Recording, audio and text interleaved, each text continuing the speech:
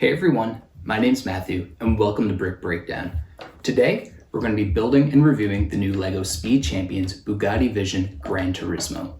This is set number 77253 and it was released on January 1st, 2026. It has 284 pieces and is recommended for ages 9 and above. It retails for $35 Canadian, $28 US, or 28 euros.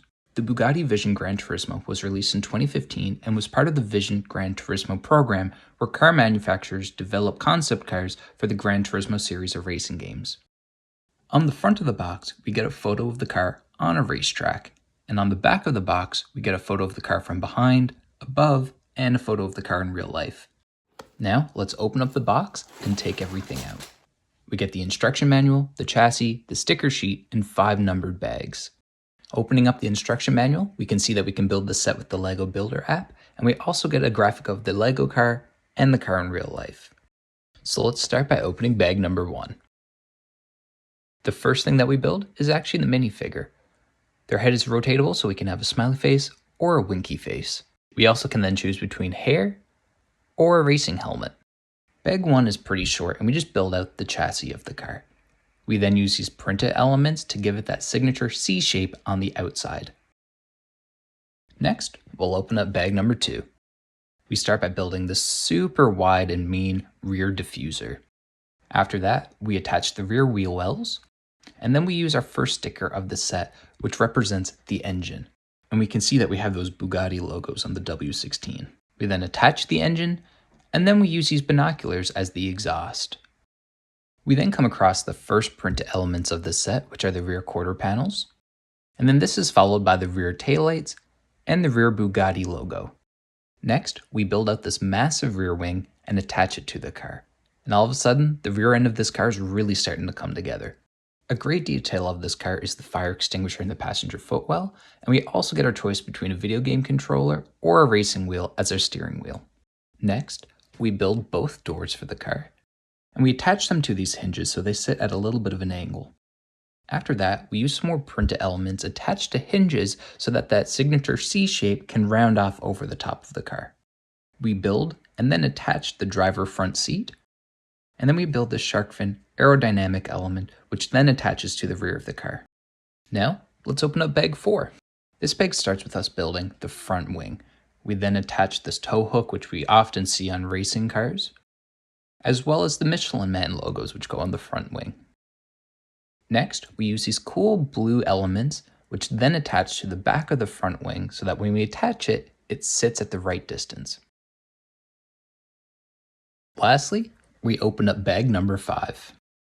We start this bag by building the front hood and then attaching these printed headlight elements. We then come across the printed Bugatti front grille and attach it to the car. And then we attach the printed Bugatti front windshield. We get these new Michelin printed tires which don't have any tread because they're racing slicks, as well as these new rims which we then put onto the wheels. I think these wheels and tires look so amazing and they look exactly like the real car. We finish this build by attaching the wheels to the car, and then we put some long tiles underneath on either side. And just like that, this build is done.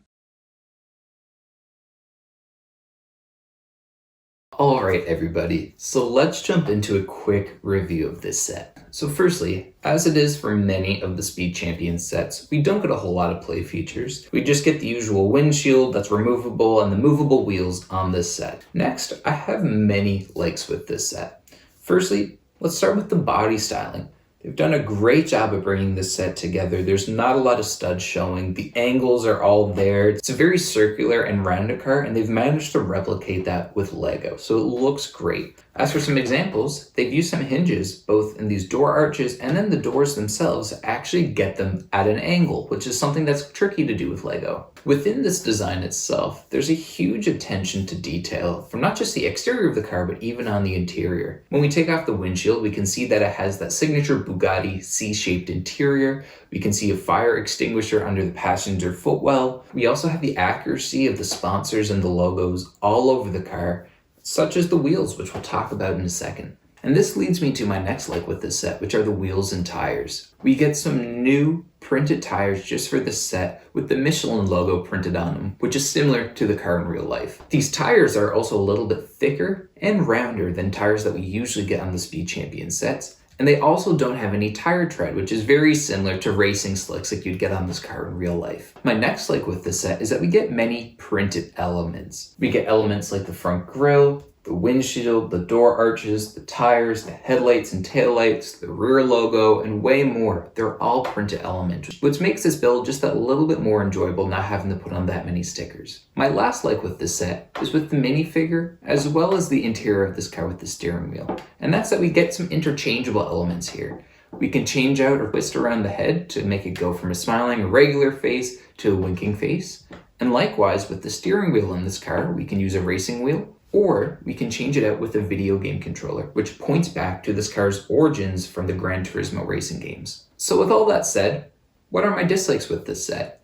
And to be honest, I only really had one. And that one dislike is just that there's a lot of small stickers. Now, I'm usually pretty good with stickers, but I did find the types of stickers that they use or the shapes, I actually struggled a bit with this set to actually get them on. So we do end up with a fair few stickers that can be a little bit tricky. So with all of that being said, my overall review of this set is that I absolutely loved it. I think this is well worth the money. It's a super fun build with lots of details and features, and I really had such a blast putting it together, so I couldn't recommend it enough. I hope you enjoyed this review. If you did, like this video, leave a comment down below. Tell me what you think of this set.